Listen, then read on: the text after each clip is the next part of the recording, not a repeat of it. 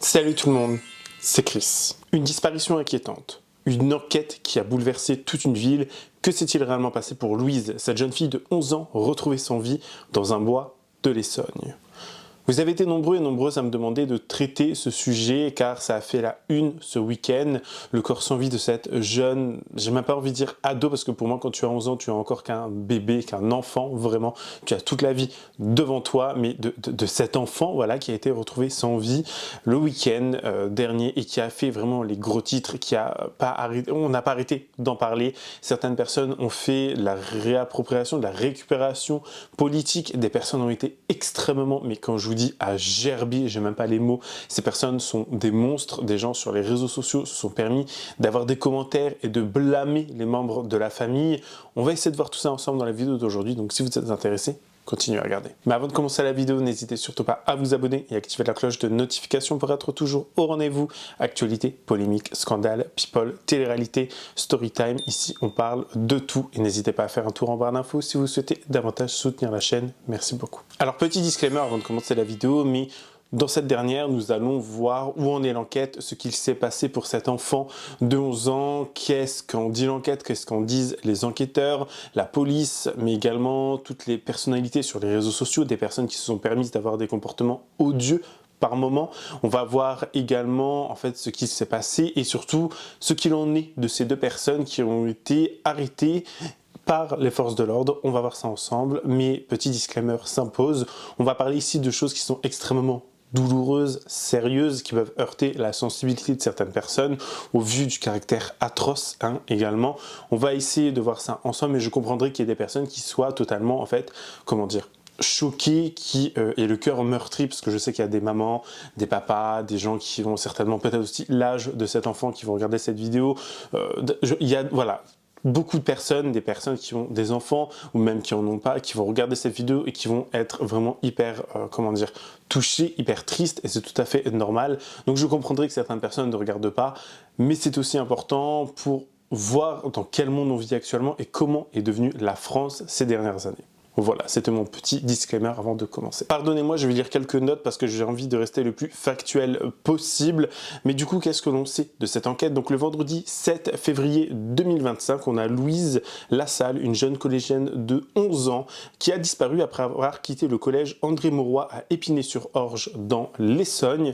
Elle a été vue pour la dernière fois vers 13h50 et elle se dirigeait vers le parc des Templiers. Ses parents qui, environ 2 heures après, sont inquiets de ne pas voir rentrer leur enfant. Vers environ 15h30, donc un peu moins de 2 heures, ils vont aller alerter les forces de l'ordre et sa sœur également va sur les réseaux sociaux poster des photos en nous disant « Oui, ma sœur Louise était habillée de telle façon lorsqu'elle est sortie du collège, lorsqu'elle rentrait à la maison, voici le cartable qu'elle portait, les vêtements qu'elle portait. Si vous l'avez vu, s'il vous plaît, contactez ce numéro. » Enfin, ce que tous les membres d'une famille sont censés faire selon moi lorsqu'il y a ce genre de disparition, ce genre d'événements tragiques. Alors il s'en est suivi une longue battue à travers ce fameux bois, à travers le voisinage également. Drones, hélicoptères, chiens pisteurs ont été réquisitionnés et c'est vers environ 2h30 du matin dans la nuit du vendredi au samedi que le corps sans vie de cette jeune fille a été retrouvé. Alors ça a fait beaucoup de peine, honnêtement. Quand il y a ce genre d'affaires qui arrivent, je ne sais même pas quoi penser quand je vois les titres, quand on dit « Oui, cette jeune enfant de 11 ans est portée disparue », je me dis... Je ne sais pas pourquoi, comment vous dire, mais j'ai toujours peu d'espoir, parce qu'on vit dans un monde tellement fou maintenant, dans un monde où plus rien, plus personne n'est en sécurité. Moi, je me rappelle que quand j'étais au collège primaire, je sais plus trop, mais collège, je rentrais tous les midis pour aller manger chez mes grands-parents paternels, et il y avait une espèce de petite marche à faire, une 10-15 de minutes de marche à faire, mais je vivais dans un tout petit village, et jamais je me suis senti en danger ou quoi que ce soit. Maintenant, j'ai l'impression qu'on vit dans un monde où, pour moi, ça serait vraiment invraisemblable de laisser un enfant seul se balader et faire autant de marches. Vous allez voir que des vidéos ont révélé le chemin qu'a fait cette jeune fille. Le chemin est extrêmement long et ça me rappelle beaucoup cette histoire de cette jeune fille qui avait disparu l'an dernier, qui avait fait une marche extrêmement longue pour aller à la gare à côté de chez elle. Enfin, voilà, on vit maintenant dans un monde où on se dit toujours, j'ai l'impression, ça ne peut arriver qu'aux autres, tant que ça ne nous arrive pas. Et je ne blâme en aucun cas aucune personne ici, mais il y a tellement de fous que moi, personnellement, je n'aurais pas été serein. Mais bon, on sait bien. Sa famille, l'adolescente, emprunte un sentier, un trajet habituel de 10 minutes pour rentrer chez elle dans la commune voisine de Longjumeau. Elle est localisée ici, à quelques centaines de mètres de son domicile, sur ces images de vidéosurveillance diffusées par la famille. Qui avait reçu plusieurs coups d'armes blanches, environ 8 coups, et que à ce stade, aucun élément ne permet d'affirmer qu'elle a subi des violences S, donc vous comprenez de quoi il s'agit ici, mais honnêtement, quand il y a ce genre de tragique annonce, de tragique nouvelle, vraiment, quand on a juste appris qu'elle venait de disparaître, honnêtement, on vit tellement dans un monde de fous actuellement, dans un monde tellement perdu, où il n'y a plus de sécurité en France, et on se dit toujours ça peut arriver aux autres, pas à nous, et jusqu'au jour où ça nous arrive à nous, donc on vit sereinement entre guillemets, vous voyez ce que je veux dire, mais il y a de plus en plus de jeunes personnes qui sont portées disparues.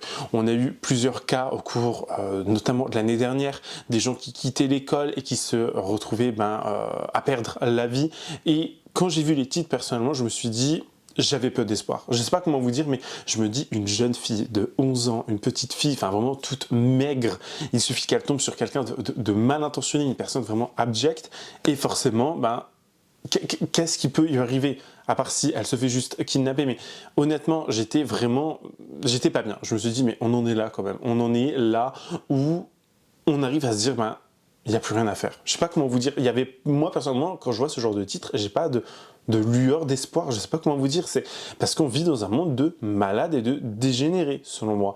Et surtout en France, il y a de moins en moins de sécurité. J'aimerais savoir où vont nos impôts, parce que oui, ça revient pour moi aux impôts. Hein. La sécurité, on paye pour des services, pour des personnes qui sont censées nous aider, pour des personnes qui sont censées être là pour nous, aller vivre dans une campagne, les flics ils mettent hyper longtemps à arriver, hein. Je sais très bien pourquoi je vous le dis, parce que je l'ai vécu, et quand on voit que maintenant de plus en plus il y a de gens qui sont pas en sécurité, on se sent de moins en moins en sécurité, et que ce genre de faits divers, il y en a de plus en plus, ça fait vraiment froid dans le dos. Alors, 2 suspects vont rapidement être interpellés chez eux dans la nuit du vendredi au samedi, donc lorsque le corps de la jeune fille a été retrouvé.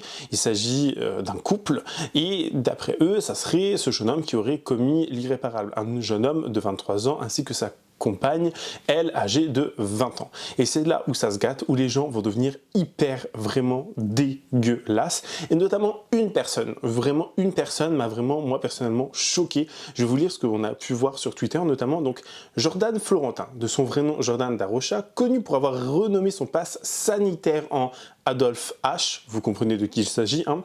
Journaliste à Frontières, un média d'extrême droite au biais raciste, s'est offusqué que la sœur de la pauvre Louise, 11 ans, dont le corps a été retrouvé dans un bois, soit une militante d'extrême gauche. Elle venait de perdre sa sœur quelques heures plus tôt. N'assumant vraisemblablement pas ses propos, Jordan Florentin, de son vrai nom Jordan Darocha, a supprimé son tweet. Et voici le tweet en question. Plusieurs tweets de Marianne, donc la sœur de la petite Louise, victime d'un ignoble francocide. Ça aussi, on invente de nouveaux mots. Maintenant, il y a des francocides. Bref, refont surface. La militante d'extrême gauche y partage les positions de LFI et des propos anti-RN. Sa petite sœur vient d'être dans un bois par un homme de type nord-africain. Alors, une personne qui a un nom à connotation maghrébine ou nord-africaine, enfin bref, peu importe, directement on s'est dit, c'est encore à cause de l'immigration, etc. Vous voyez, il y a des gens qui font des raccourcis, il y a des gens qui vont très très loin, il y a des gens qui sont tout bonnement à gerber. La jeune fille là dont on parle en question, elle vient de perdre sa sœur de 11 ans dans des circonstances totalement ignoble, et on a ce genre de goujat, ce genre de... J'ai même pas envie d'être insultant, parce que honnêtement, le karma va se charger de cette personne, vous voyez, l'univers va se charger de cette personne qui accable sa sœur en disant « Mais regarde ma chérie, ça ne serait jamais arrivé si tu avais voté pour les bonnes personnes, ça ne serait jamais arrivé si tu serais de droite, ça ne serait jamais arrivé si la gauche, blablabla. » Vous voyez, le sempiternel même discours, c'est de la récupération politique. Encore une fois, même si le père de Louise a dit qu'il ne voulait en aucun cas qu'il y ait de la récupération politique, vraiment je trouve ça honteux, dégueulasse. Au bout d'un moment, respecte un peu la peine des gens, respectez, ça ne vous coûte rien. Ni plus ni moins, vraiment ça ne vous coûte rien, et il y a ce genre voilà, de sombre merde, parce que pour moi c'est une sombre merde qui ose tweeter ce genre de choses, c'est tout bonnement atroce, vraiment. Justement, selon nos informations à l'instant, Jacques Morel, cette jeune fille, je le rappelle donc de 11 ans, collégienne, a été frappée et a reçu plusieurs coups de couteau. Qu'est-ce que ça nous apporte dans la chronologie des faits, dans la manière dont cette collégienne aurait pu être tuée? Écoutez, je pense qu'il faudrait questionner la vidéosurveillance à sortie de ce collège, parce que, comme le dit votre intervenant, elle n'est pas du tout partie dans la direction de son domicile. Bon, visiblement, c'est pas quelqu'un qui a l'habitude d'aller traîner, puisque sa sœur a donné l'alerte très vite en la voyant pas revenir. Donc, soit elle avait un rendez-vous, elle avait peut-être accepté un rendez-vous avec une connaissance, ou ces rendez-vous qu'on peut obtenir sur les réseaux, ce qui expliquerait qu'elle est partie diamétralement opposée par rapport à son domicile. Mais là, maintenant, avec les informations que vous avez sur les résultats de l'autopsie, c'est quand même très inquiétant sur la personne avec qui elle avait rendez-vous, quoi, hein. Poignée, ce sont deux éléments que le service police-justice de BFM TV confirme ce soir. Maître Adrien Gabot, bonsoir, avocat pénaliste. Comme le disait à l'instant Jacques Morel, des éléments qui arrivent dans la continuité de cette autopsie qui a eu lieu dans l'après-midi. C'est un élément fondamental, ce qu'on apprend à l'instant, pour retracer justement cette fameuse frise chronologique que les enquêteurs ont sous les yeux pour tenter de découvrir la vérité. Tout à fait. L'autopsie apporte en général deux éléments. L'aspect chronologique, à quand remonte le décès, et ensuite, quelles sont les causes du décès. Est-ce que c'est une cause accidentelle ou est-ce que c'est une cause volontaire, c'est-à-dire criminelle?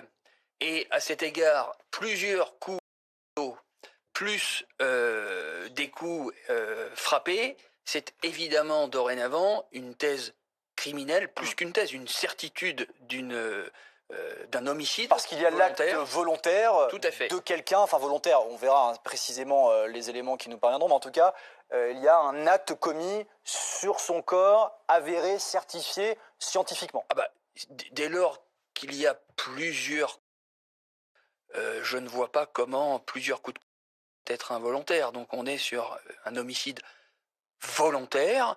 C'est en tout cas le sens des conclusions de cette autopsie. Même si évidemment on reste très prudent puisque une communication sera sûrement faite officiellement dans plusieurs heures. Ça permet d'écarter évidemment quelques hypothèses qui étaient encore sur la table ces derniers. Alors de vives réactions se sont fait entendre, notamment par les habitants de la ville où Louise a disparu, que ce soit des amis, des camarades de classe, des parents d'élèves, des parents qui sont proches également de la famille. Ça a fait vraiment, mais vraiment peine. Honnêtement, j'ai vu les vidéos, j'ai eu ce frisson, vous voyez, qui parcourt le corps, mais pas ce frisson genre en mode bon ça passe, mais le frisson vraiment, t'as envie de pleurer. Tu vois ce que je veux dire?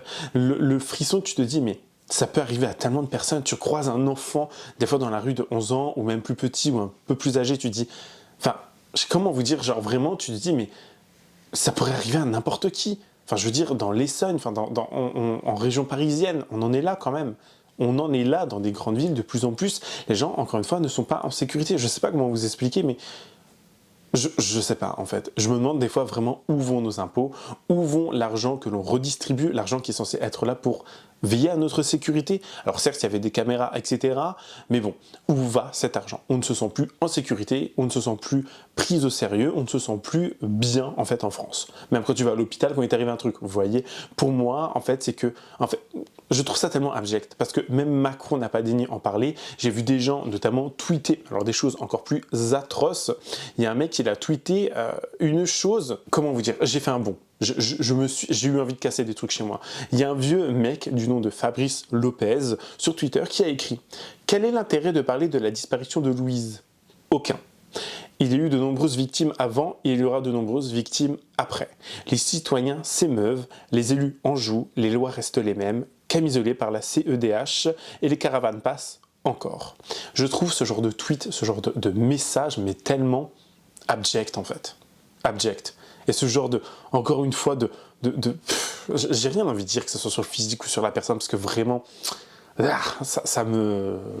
Ah, j'ai un truc dans la main que je serre, j'ai une chaussette que je serre dans la main, tellement je suis énervé depuis tout à l'heure. Pour vous dire, j'avais besoin d'un truc parce que sinon il y a des choses qui vont être cassées chez moi, vraiment. C'est tout bonnement atroce de tweeter ça et de dire ça. Moi, depuis 2h du matin, je suis debout. Des amis de ma fille, à 2h du matin, ils traînaient dans Épinay pour la rechercher. Des petits jeunes. Elle était tout le temps là pour nous quand on était avec elle et là.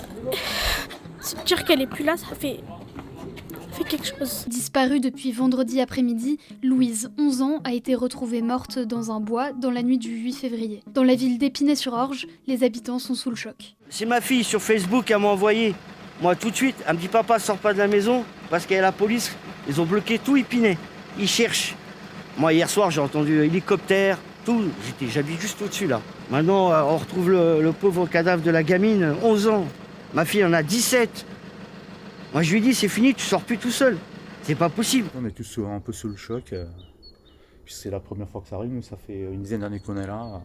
C'est encore un calme. Et... C'est vraiment juste à côté de chez vous, quoi. C'est ça. Bah, on traverse la rue, on y est, quoi. Louise avait disparu à la sortie de son collège le 7 février, en début d'après-midi. Sa famille avait alors alerté les forces de l'ordre qui avaient lancé d'intenses recherches pour tenter de la retrouver. Sa grande sœur avait également diffusé un message massivement relayé sur les réseaux sociaux. On a commencé à chercher à gauche à droite au niveau des rues, en partant du collège, refaire le chemin, tout le monde s'est impliqué. Et après, donc, il y a eu aussi les hélicoptères, l'hélicoptère qui a survolé la commune pendant plus de 3 heures pour quadriller en pleine nuit avec des caméras thermiques. Et ce matin, de bonne heure, c'est là où on a pu apprendre la triste nouvelle qu'ils avaient retrouvé le corps. Elle aimait beaucoup Stitch. C'était sa passion, on va dire. Elle était tout le temps joyeuse, elle était heureuse de vivre. C'était une fille qui avait la joie de vivre, vraiment. L'effroi, l'horreur, on pensait que ça touchait que les autres et en fait c'est chez nous. Beaucoup de peur, beaucoup de colère, beaucoup de tristesse. Nos enfants rentrent tout seuls du collège, c'est un quartier tranquille, ça aurait pu leur arriver, ils ont fini à la même heure. Ils étaient à la même heure à la sortie du collège, tous les deux. Je la connaissais, j'étais en primaire avec elle et je la connais pas personnellement mais je la connais de nom. Et alors, vous avez déposé des quoi devant le collège là? Des fleurs. Et une affiche. Ouais, une affiche.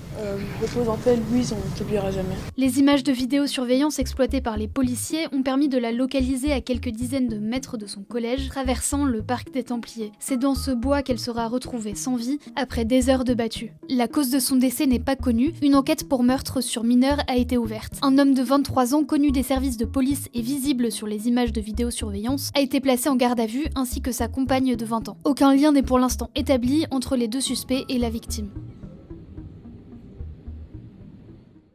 Donc tout le monde s'est rejoint au niveau du hameau pour essayer un peu d'aider les forces de l'ordre. Donc tout le monde s'est passé le message toute la nuit, et encore ce matin aussi, tout le monde passait les messages pour voir un peu la continuité de l'affaire.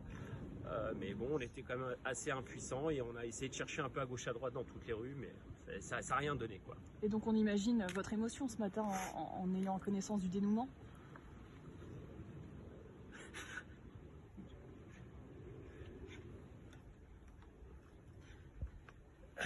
Désolé. On a tous ces enfants. Et c'est difficile, moi j'ai une fille de 10 ans. Donc, excusez-moi. On est tous très choqués par ce qui s'est passé hier. Ma fille, elle est en 5e, elle rentre au collège tous les jours, seule, à pied.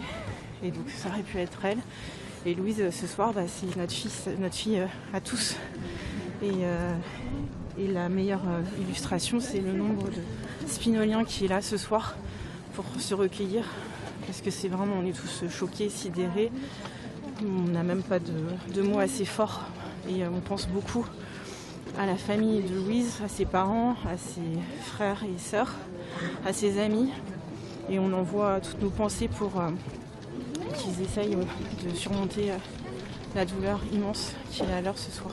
Les deux personnes qui ont été arrêtées dans cette affaire, les deux présumés coupables, ont vite été relâchées parce que la personne en question, donc ce jeune garçon de 23 ans, qui a fait fureur dans la presse parce que maghrébin, nom à connotation maghrébine, etc. Les gens étaient là en mode mais c'est lui, c'est sûr que c'est lui, regardez-le, c'est un maghrébin, donc je sais pas quoi. J'étais en mode on souffle, vraiment on souffle. On vous entend pas autant ouvrir votre gorge quand c'était pour Pélico, quand c'était pour un blanc, un français qui faisait ce genre de choses ou une autre personne, vous voyez. Après je veux pas dire je comprends la colère des gens, mais je comprends qu'il y a des gens qui sont, comment dire, naïfs, qui ne vont pas réfléchir à deux fois et directement blâmer, accuser, pointer du doigt. Je peux comprendre qu'il y a des gens qui n'aient pas cette réflexion nécessaire. C'est triste, mais je peux le comprendre. Il y a des gens voilà, qui préfèrent s'arrêter à direct ce qu'ils pensent, ce qu'ils voient et ne pas plus réfléchir que ça. C'est tout bonnement, mais tellement débile en fait. Bref, ils ont été relâchés du coup parce que la personne en question avait un alibi. Il aurait été dans une village voisin, dans une boulangerie, il aurait acheté des choses. Il a été relâché pour ça. Bon, j'ai envie de vous dire au bout d'un moment aussi, si ce n'est pas lui, bon, bah il a un alibi, mais c'est que en France encore une fois, bah on vous relâche comme ça quoi. Le mec il a juste dit, oh bah j'étais à la boulangerie, j'avais un alibi. Il est ressorti comme ça. Au bout d'un moment, forcer un peu plus sur l'enquête, forcer, je sais pas, demander si la boulangerie, il y a des caméras de surveillance, si un achat a été effectué, donc on pourra retracer avec la carte bleue, etc. Enfin, au bout d'un moment, je sais pas, expliquez-moi comment tu as un présumé suspect, des présumés suspects, et ils sont relâchés le jour même. Et ça dans plein d'enquêtes, hein, pas juste celle-ci, hein, mais dans plein d'enquêtes et dans des choses tout aussi atroces par moment. Expliquez-moi. Alors malheureusement, on en est là, encore en 2025, devoir faire ce type de vidéo, devoir s'alarmer sur ce type de contenu, parce qu'il y a des personnes qui vont poster des choses, qui vont dire des choses sur les réseaux sociaux, et c'est là où c'est problématique. Le père, la famille n'ont pas voulu de récupération politique, ce que l'on peut comprendre, et ce qui est tout à fait normal aussi, mais il y a des gens qui préfèrent utiliser ce genre de drame pour en fait dire à certaines personnes mais regardez, encore une fois l'extrême droite est méchante, mais regardez, c'est encore une fois à cause d'immigrés, de clandestins, de je sais pas quoi, vous voyez. Donc les uns vont taper sur les autres, les gens vont prendre un élément pour taper sur un autre et vice versa, vous voyez. Et nos politiciens, nos lois, etc. ne bougent pas parce que on a deux extrêmes qui se font la guerre constamment, qui sont toujours en train de se taper dessus pour X et Y raisons. Au bout d'un moment, on souffle. Faites en sorte que les concitoyens, les Français, Françaises, peu importe s'ils sont là pour une courte durée ou non, qu'on se sente en sécurité. Je vois pas ce qu'il y a de compliqué à faire. Avec le salaire que vous touchez, vous préférez juste faire des TikTok et Macron, il préfère réagir à des trucs vis-à-vis de l'intelligence artificielle sur TikTok. On en est là. Ça me donne la gerbe. Ni plus ni moins. En tout cas, c'est la fin de cette vidéo, j'espère qu'elle vous aura plu. Je ne sais pas trop comment dire ça, comment terminer cette vidéo parce qu'il y aura encore beaucoup de choses à dire. Nous verrons bien jusqu'où va aller l'enquête, nous verrons bien comment ça va avancer. Mais dans un premier temps, n'hésitez pas à me donner votre avis le plus sincère, mais bien évidemment avec courtoisie et respect. On ne sait jamais si la sœur de Louise ou si les parents ou un membre de la famille va voir cette vidéo. Les commentaires potentiellement également, donc restons respectueux et surtout restons courtois entre nous, même si on n'est pas d'accord. Enfin bref, je ne sais pas comment vous expliquer, mais du respect, tout simplement du respect. Je pense que c'est la moindre des choses et c'est pas compliqué à demander. N'hésitez pas à vous abonner et activer la cloche de notification pour être toujours au rendez-vous. Lâchez votre meilleur pouce bleu et me rejoindre sur les différents réseaux sociaux, tout est en barre d'infos. Moi je vous fais plein de gros bisous, je vous dis à la prochaine, prenez soin de vous. Bye guys.